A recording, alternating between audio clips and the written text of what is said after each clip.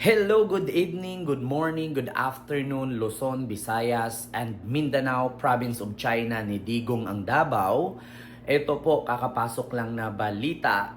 Isang Chinese national or engineering at dalawang kasama nitong Pilipino arestado. Di umano, no, sa pag-iispiya at plano nga nilang targetin ang Philippine Security, ang Armed Forces of the Philippines, ang opisina ng presidente at ang mga mall sa Pilipinas. Ngayon mga kababayan, bago ko po i-play ang video na to na binalita ng GMA, nais ko lang pong i-share sa inyo sino nga ba ang dapat sisihin natin? Si Pangulong Bongbong Marcos or ang dating administrasyon ni Digong?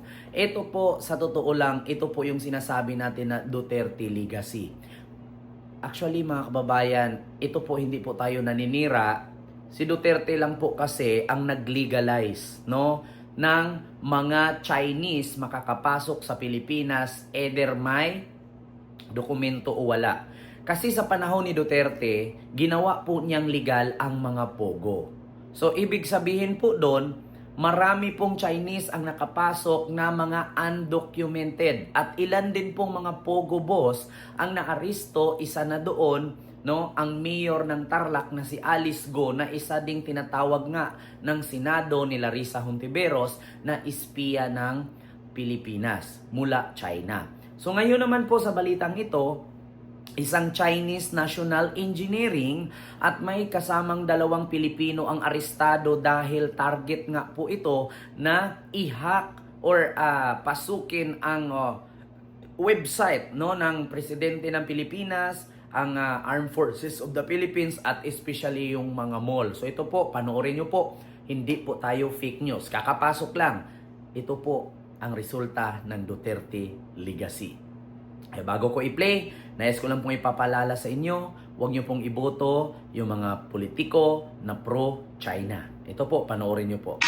Kalaboso ang isang Chinese national at dalawang kasabwat niyang Pinoy na sangkot umano sa pang-espiya sa mga kampo ng militar, opisina ng gobyerno, pati mga mall, gamit ang ilang high-tech na equipment. Ang Chinese national lumalabas na graduate ng isang universidad na kontrolado umano ng People's Liberation Army ng China.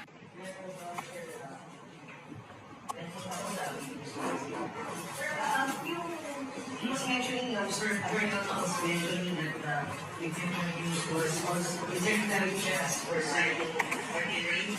Would you go out and venture and say that the operations was signing possible targets? Yes, that is very possible. And also, when we look at the areas that the areas that this group went to, makita namin ng mga technical science, diba? So it's very possible that the overlays and the topography will be used for military purposes.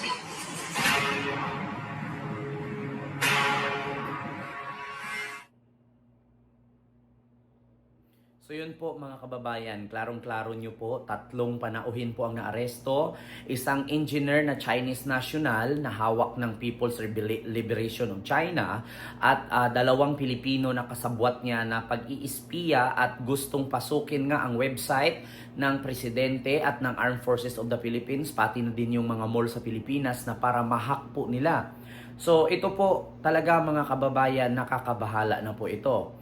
Actually, hindi naman po tayo pwedeng magsisi kay Pangulong Bongbong Marcos kasi administrasyon po ni Bongbong Marcos ngayon ang nagtugis at naghuli nitong mga Chinese national na may kaugnayan sa pag-iispiya sa Pilipinas. Actually, sa administrasyon po ni Pangulong Bongbong Marcos, nakulong na po ang isa sa pinaka-major Chinese spy na si Alice Go at naaresto din po yung mga Pogo boss, pati na din po ang Pogo ay pinahinto na po ni Pangulong Bongbong Marcos na kung saan nilegalize ni Pangulong Duterte noon. So ngayon mga kababayan, nais ko pong ipaalala sa inyo, iwasan nyo po. Actually, yung mga DDS ha, mga DDS, kung hanggang sa ngayon magpakabobo, magpakatanga pa rin kayo sa pagtatanggol sa mga Duterte, ito po yung resulta ng Duterte legacy. Hindi naman natin pwedeng sabihin na si Bongbong Marcos ang nagpapasok ng mga Chinese na yan. Kung si BBM ang nagpapasok ng mga Chinese na yan, ay di sana hindi na nila ipinaaresto yung mga espiya na yan. Oh, sino ba dapat ang sisihin natin? Kaya ngayon, hindi naman tayo pwede magsisihan dito. Yung mga politician sa sunod eleksyon or this coming midterm election, wag nyo pong iboto yung mga pro-China na mga politician na tumatakbo sa Pilipinas. Bakit? Kapag meron tayong ipapasa or makapasok na politiko, Senado, Kongreso, Mayor, Vice Mayor, City Councilor na pro-China, ay hindi po tayo makapagpigil dyan, makakalusot po talaga yung mga Chinese national na katulad niya ng mga spy at manghahack ng mga website dito sa Pilipinas. Ngayon na ngayon pa nga lang, ang kuryente ng Pilipinas ay pagmamay-ari po ng People's Republic of China. So ngayon po, anytime, Luzon, Visayas at Mindanao ay may possibility na ma-shutdown ng China ang kuryente. Ayon nga po sa pag-hearing sa Quad Committee, sa pinapangunahan po ni Congresswoman Jinky Luistro, ay sinabi nga po doon sa kanilang investigasyon na ang China ay kontrolado ang kuryente ng Pilipinas. So sa kuryente pa lang ng Pilipinas, kontrolado na tayo. Lalo na yan, may nahuli pa na mga Chinese spy na tinangkang i-hack ang website ng Armed Forces of the Philippines, pati na ang opisina ng Presidente. So nakakabahala na po ito, mga kapwa ko Pinoy. Nakakabahala na. Ako po'y nananawagan sa inyo bilang isang content creator, vlogger, government pro-vlogger, ay iwasan nyo pong iboto. Tayo na po mismo, no? Ang pag-uunlad at kaligtasan ng ating bansa ay nasa mga sarili natin. Wala sa mga politician. Kasi yung mga politician, tumatanggap lang ng sahod yan, nangungurakot lang yan, at protektor ng mga Chinese spy yan. Kaya kung gusto po natin na magiging safe tayo, pamilya natin at sa mga sumusunod na henerasyon natin, at hindi matawag na province of China ang Pilipinas, tayo mismong mga Pilipino ang umaksyon. Huwag nyong iboto yung mga politiko na pro-China. Sa madaling salita, yung lahat ng politisyan na kahiliran ni Digong, huwag nyong iboto, pati na si Digong, huwag nyo nang ipasok yan sa national politics. Hayaan nyo na lang siya maging mayor ng Davao. Bahala siya kung pasukan niya ng mga Chinese yung Davao. No? Hayaan nyo na lang siya dyan kung anong gagawin niya sa Davao. Pero iwasan ninyo. Ito mga DDS ha. Kung hanggang sa ngayon, manatili kayong tanga, bulag, bobo, inutil, no? Ipatuloy nyong iboto yung mga Duterte. Nag-umpisa lang naman itong nakapasok itong mga undocumented Chinese at mga hacker at mga spy na to nung administrasyon ni Digong. Si Digong lang po kasi ang nag-legalize na ang Pogo maging legal. Kaya dahil sa pagliligal niya sa Pogo, napakaraming undocumented Chinese nakapasok. Either mga hacker, either mga Chinese na nag-aaral sa Pilipinas ay hawak sa liig ng Chinese government.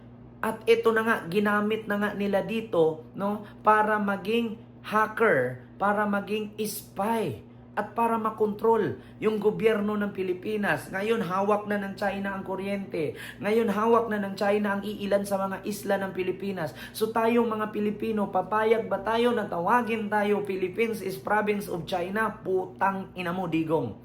Di ba? So yun lang mga kababayan, mapagmatsyag, mapagpanuri, mapagmasid, kakapasok lang yung balitang yan. Huwag tanga mga DDS. So see you next vlog. God first. Thank you.